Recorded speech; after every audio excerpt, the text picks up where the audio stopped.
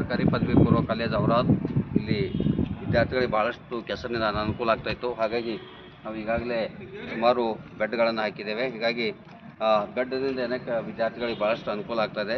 ಹೀಗಾಗಿ ಪ್ರತಿದಿನವೂ ವಿದ್ಯಾರ್ಥಿಗಳಿಗೆ ಭಾಳಷ್ಟು ಕೆಸರಿಂದ ಬರೋ ತೊಂದರೆ ಆಗ್ತಾಯಿತ್ತು.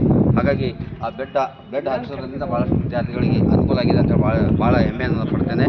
ಯಾಕಂದರೆ ಇದು ಕೂಡ ಬೆಡ್ ಆಗಬೇಕಂತೇಳಿ ಈಗಾಗಲೇ ನಾವು ಸರ್ಕಾರಕ್ಕೆ ಪತ್ರವನ್ನು ಬರೆದಿದ್ದೇನೆ. ಹಾಗಾಗಿ ಇನ್ನೂ ಕೂಡ ಬೆಡ್ ವ್ಯವಸ್ಥೆಯನ್ನು ಮಾಡಬೇಕಾಗಿದೆ ಮತ್ತು ರೋಡ್ ಕೂಡ ಆಗಬೇಕಾಗಿದೆ. ಹೀಗಾಗಿ ಅನೇಕ ವಿದ್ಯಾರ್ಥಿಗಳು ದಿನನಿತ್ಯ ಸಮಸ್ಯೆ ಆಗೋದನ್ನು ಮನಗಂಡು ನಾವು ಈಗಾಗಲೇ ಈ ಕಾಲೇಜಿನ ಮುಂಭಾಗದಲ್ಲಿ ಬೆಡ್ಡನ್ನು ಹಾಕಿದ್ದೇವೆ. ಇದೇ ರೀತಿಯಾಗಿ ಬೆಡ್ಡನ್ನು ಇನ್ನೂ ಸ್ವಲ್ಪ ಮುಂದೆ ಹಾಕಿಸಿದಾಗ ಭಾಳಷ್ಟು ಅನುಕೂಲ ಆಗ್ತದೆ.